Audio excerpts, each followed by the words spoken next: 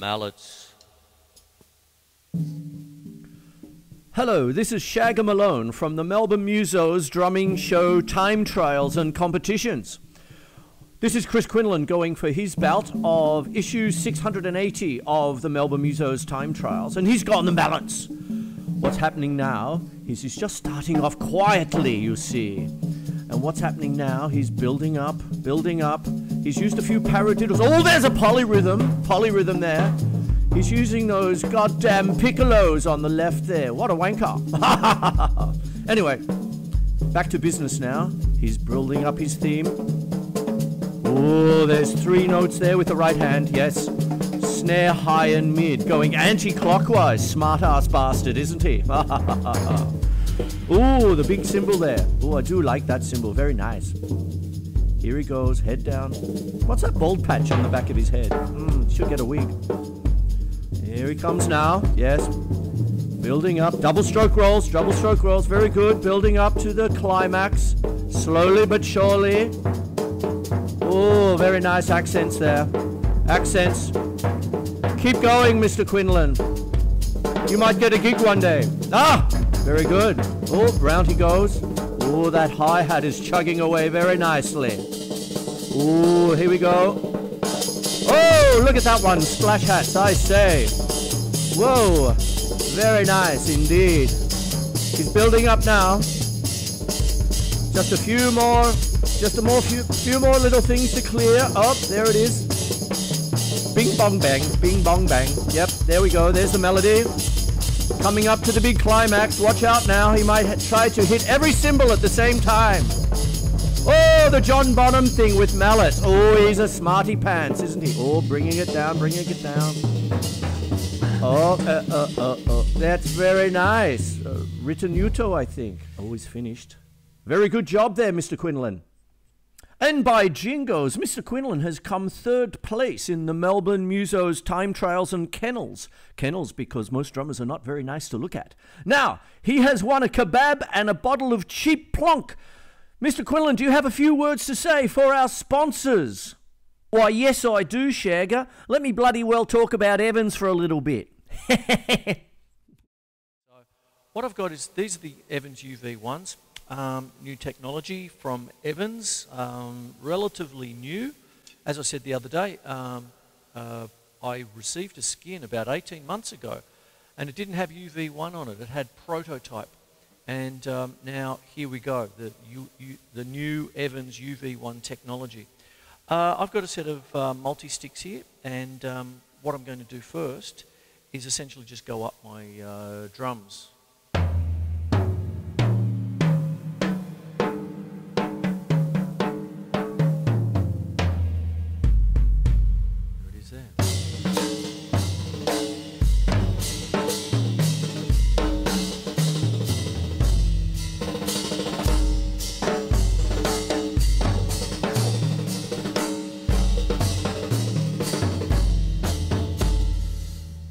Tonal, there you go. Now, what I did then was use essentially my 7-piece part of the kit.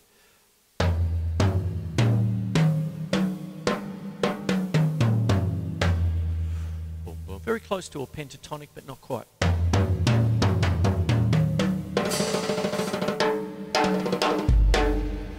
And one of the things I've tried to do, it's always a little bit of a thing with a 10-inch tom being in the range of a snare drum.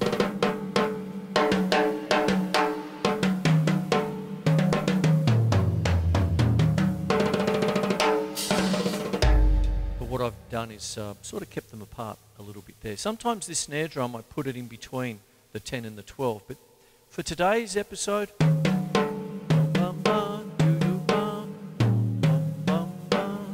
and then I've got my, that's a 14 by 6.5 by the way, and this is a 14 by 5 on my left.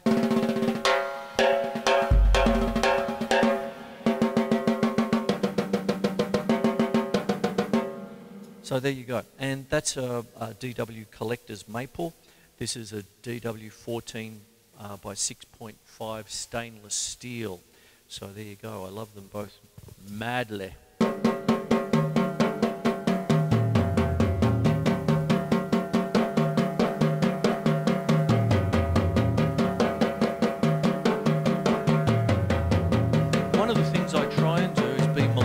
everything that I do.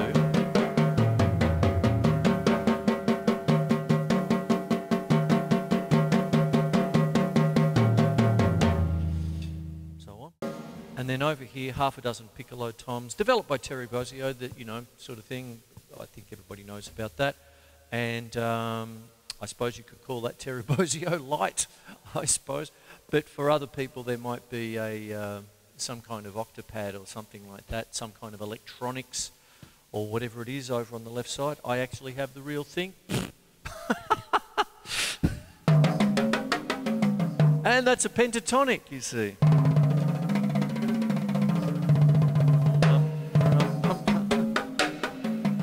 I did that Raspberry with love, just remember that.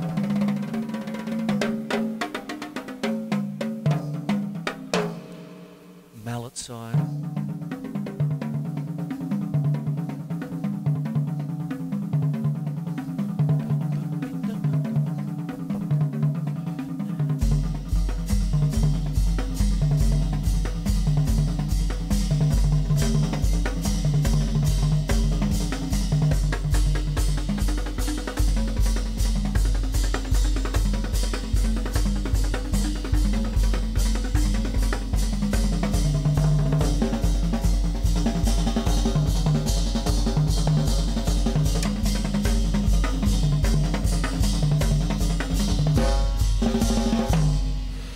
Like that anyway. And what happens is that when you're actually doing melodic pieces or doing something other than the, I was going to say typical rock beat, but something other than say, you know, like if you're doing something Celtic or world music orientated, which that was a little bit there. It's sort of almost on the way to an African kind of a thing. Could be gamelan, Indonesian gamelan music and stuff like that, or just orchestral percussion. What you need to do is have a skin that has a bit of a range about it so that you can actually tune them to the particular notes. And one of the things about Evans and the 360 technology that goes with Evans is the fact that the range sort of thing, you can have as I said the other day, you could have a fantastic skin with a range like that, and there's no problems at all if you're within that range. That's terrific and all that. But with the technology the way that it's going at the moment with these Evans UV1s and added 360-degree technology for the rims and the seating on the bearing edge of the toms, etc., this range starts to become that. And what I wanted to do with today is a little bit of a backup of the, or a little bit of an extension of what I did the other day on Facebook Live, is have an evenly tuned drum kit no matter what it is. Now, when I say evenly tuned, what is the tune? Okay.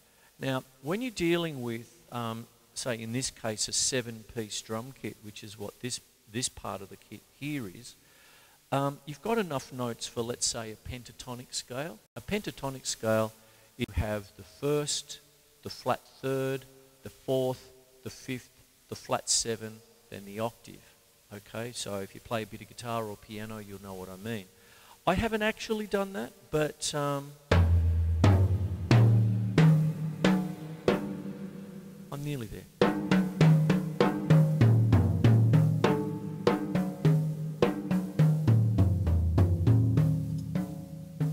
There's the tonic note there, you see.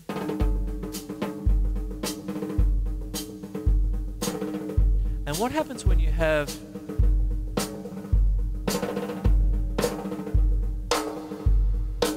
a drum kit that hopefully is evenly tuned to whatever it is that you want it to be tuned to? Even the most simplest of things, like a 2-feel, is valid. You don't have to go into anything more complex or whatever at this stage. How's that coming from me? I get a bit complex.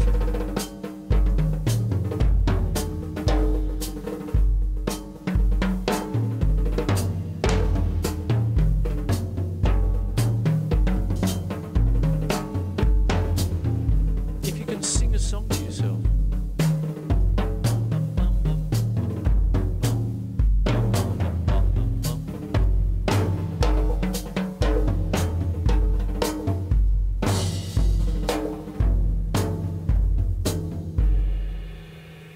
tones there. So there you go. That's my little introduction. That's the first segment. I'll be back after the break and I'll talk about this a little bit more.